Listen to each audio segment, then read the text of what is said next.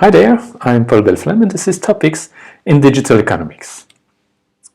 Today I want to give you a clear idea about the economic rationale of intellectual property rights. Let us start with some words about the context. We are today in what is called an intangible economy. The reason being that organizations, firms, but also other types of organizations are finding most of their value in intangible assets and not in physical resources. By intangible assets, we mean creations of the mind. Okay, and in this presentation, we'll focus on patents and copyrights, which are intellectual property rights, and we want to understand why these intellectual property rights exist. Well, the main reason comes from the fact that it's very hard to invest in intangible assets. And this is because intangible assets are by nature hardly excludable. We mean by that it's hard for the creator of an intangible asset to prevent others from accessing what they've created. Imagine that you have a brilliant idea and you want to turn this idea into an invention. Okay, well, you'll have to talk with other people about your idea. If, for example, if you want to convince investors. Okay, but as soon as you talk about your idea, as soon as you disclose it, it's no longer totally yours. Other people can be inspired by this idea or take it for themselves. Okay, so it's hard to keep this creation of the mind for yourself. It's hard to exclude others from using it. Of course, you can put technical measures to try and make the intangible assets excludable, but it will be costly to do so, and you may just succeed partially. Okay, so you've got some examples here. You can try to keep your invention secret. You can use data encryption. You can put your creation in a physical format that people will have to buy, and so on and so forth. But at the end of the day, if you can exclude, it will only be partially. And that means, from the society's point of view, that there is a risk that there will be another production of intangible assets because the creators will lack the motivation to produce these intangible assets in the first place. Why do they lack motivation? Because if they cannot exclude, especially non-payers, they won't be able to sell, and if they are not able to sell, they won't be able to cover their cost of production, and so they may decide not to produce altogether. And this is a risk for society as a whole because valuable intangible assets may not be produced and some value will not be created. Okay, that's where intellectual property rights come into play. How do we define them? Well, taken some quotes from the WTO, they say that intellectual property rights are rights given to persons over the creations of their minds. And they also say that intellectual property rights give the creator an exclusive right over the use of his or her creation. I stress here the word exclusive because this is exactly the purpose, to recreate some form of excludability and thereby to restore the incentives to create. Just inverting the argument that I was given in the previous slide, if there are exclusive rights, then there is for the creator a capacity to set a price for access, and so there is the possibility for the creator to get returns on his or her creation, and thereby it is possible to cover the cost of creation, and so the incentives for creation are restored by the exclusivity conferred by the intellectual property rights. Intellectual property rights are of two sorts. We have what is called industrial property, where you find patents and trademarks, but also industrial designs and geographical indications. And then you've got the other branch, which is copyright, that covers other types of creations of the mind, like literary works, films, music, and so on and so forth. Okay, but for the purpose we are discussing here, industrial property and copyright have the same main function, which is to give incentives for the creation of creations of the mind. Now, the story doesn't stop here, because by solving one problem, by solving this risk of underproduction, you create another one. Okay, and here, to understand this other problem, we need to refer to another important property of intangibles. We said that they are non-excludable, but we also need to stress that they are also non-rival. What do we mean by that? We mean that the consumption by one individual of an intangible asset doesn't prevent the consumption by another individual. Or we could say it doesn't reduce the possibilities for consumption by another individual. Okay? Seen from a supply point of view, this is the same as saying that the marginal cost of letting another individual access a creation of the mind, this marginal cost is close to zero. Okay, so this comes from what is called the first copy cost nature of intangibles. The first copy is really what is costly. To come up with the blueprint of a new machine, to come up with a new song, a new film, okay, this is where the cost is. Once you have to reproduce, the cost becomes very, very small, and all the more in the digital economy that we are in. Okay, and this is true at any level of production. Okay, so this property of non-rivalry calls for free access of what has been created. Okay, as the cost of delivering the creation of the mind to an extra individual is close to zero, well, if you fix a price above zero, well, there are some people who would be willing to buy the products, who won't buy this product or this creation of the mind, although the value they put on this creation of the mind is larger than the cost of producing it. Okay, so there is a form of inefficiency here. There is a scarcity which is inefficient, but which is the result of the price set by the creator.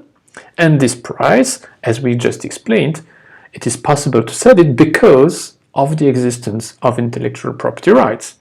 And remember, we said that intellectual property rights are necessary to create the incentives.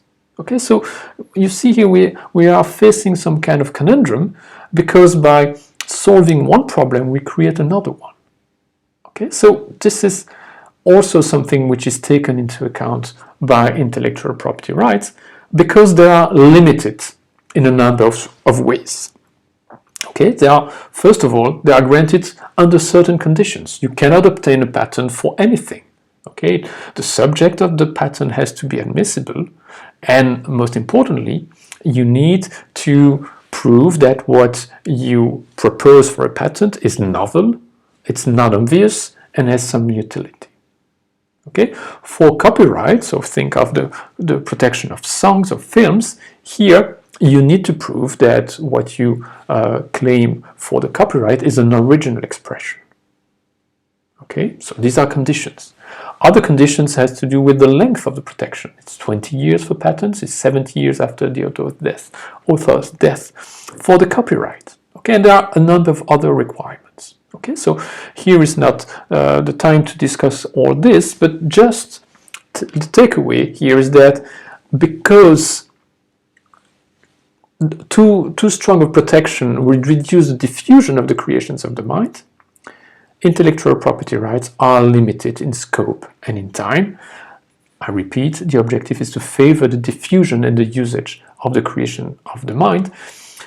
Somehow they should fall after a period of time into what is called the public domain, which means that anybody should access these creations of the mind without having to pay. Okay? Now, let's summarize. There is a dilemma here, as you have understood. A dilemma between incentives and diffusion. Incentives call for granting rights which are as long and as large, broad as possible, because the objective there is to give incentives for the creation of new creations of the mind. But on the other hand, you also want these creations not just to exist, but also to be diffused as largely as possible. Because remember, their cost of reproduction is close to zero, and so efficiency calls for a price which goes to zero as well. Okay, so there is tension here between two different forms of efficiency. When you talk about incentives, you talk about dynamic efficiency.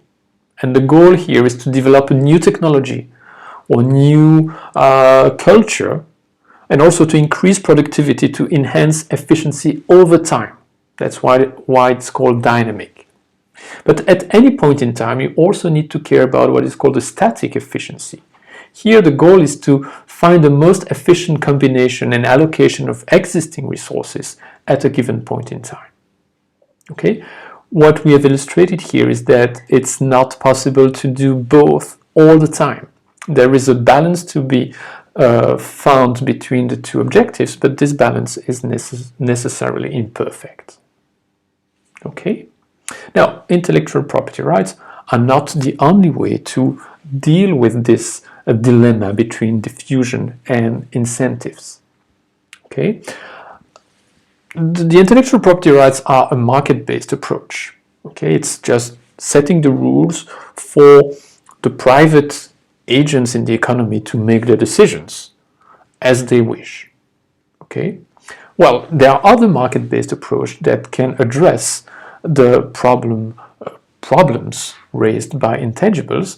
You can think of the production of trade secrets, okay, by making sure that firms, for example, can keep their invention secrets and make sure that other firms, other people are not going to steal their intellectual or their creations of the mind. Okay, or firms can say, well, we don't need any form of legal protection. The fact that we have found something before other firms give us an advantage that we can exploit in the market, and this lead time we have may be sufficient to get the profits we need to cover the cost of R&D, for example. Okay. Now we also have public interventions, which are different from the intellectual property system. The government may decide to directly fund research, okay, by giving grants or upfront subsidies, or by paying universities to make research, for example. Okay, the government can also give rewards and prizes. For example, a prize to find the best way to go to the moon. Okay, or closer to us, prizes are given to find remedies against specific diseases. Okay, when you talk about culture, you also have a lot of subsidization of theaters, for example. Any form of patronage of the arts can be seen as a public intervention to solve the problem of the lack of investment into the arts. Okay, and you can also combine this with fiscal measures. Now, the two market-based and public interventions can be combined, of course.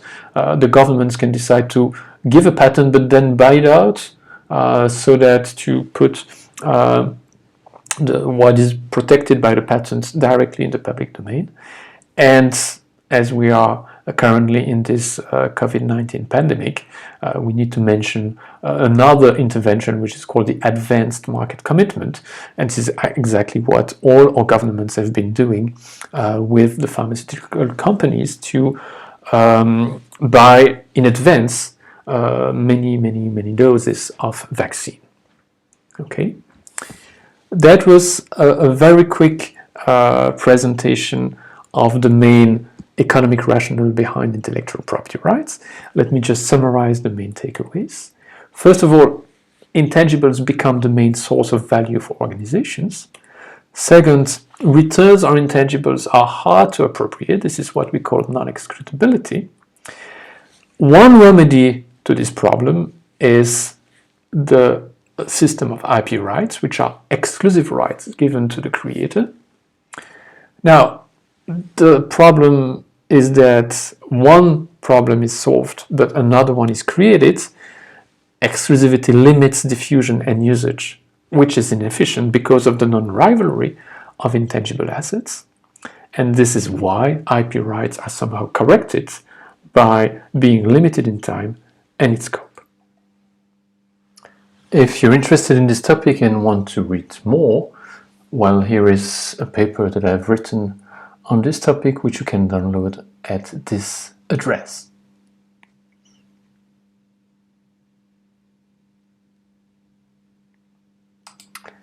And that's it for now. Goodbye.